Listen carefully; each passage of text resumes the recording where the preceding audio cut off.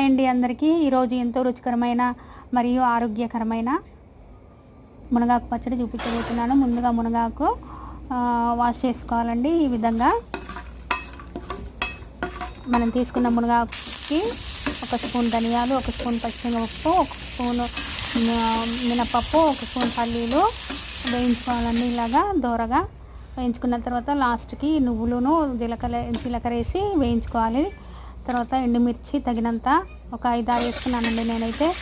అవి వేయించుకొని పెట్టుకోవాలి. తర్వాత ఇవన్నీ వేగాక ఒక ప్లేట్లోకి తీసుకోండి.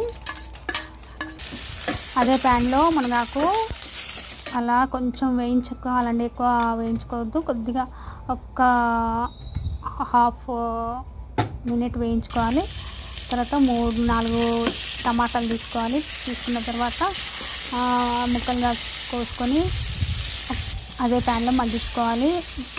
వెల్లుల్లిపాయలు, చింతపండు వేయాలండి. ఆ మగ్గేటప్పుడు మూత పెట్టి కాసేపు మగ్గించుకోండి. ఉప్పు కూడా వేయాలి అందులో.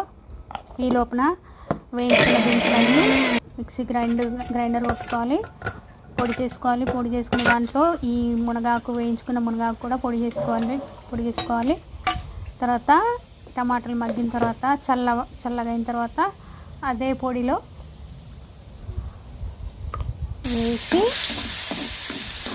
వేసి పేస్ట్ చేసుకోవాలండి టమాటాలు. ఆ తర్వాత తాలింపు వేసి ఈ విధంగా తాలింపు వేసి ఇంగు కూడా వేయాలండి. ఇంగు వేస్తే చాలా రుచి వస్తుంది. అవి పేస్ట్ చేసుకున్న పేస్ట్ అంతా అలా తాలింపులో వేసేయాలండి.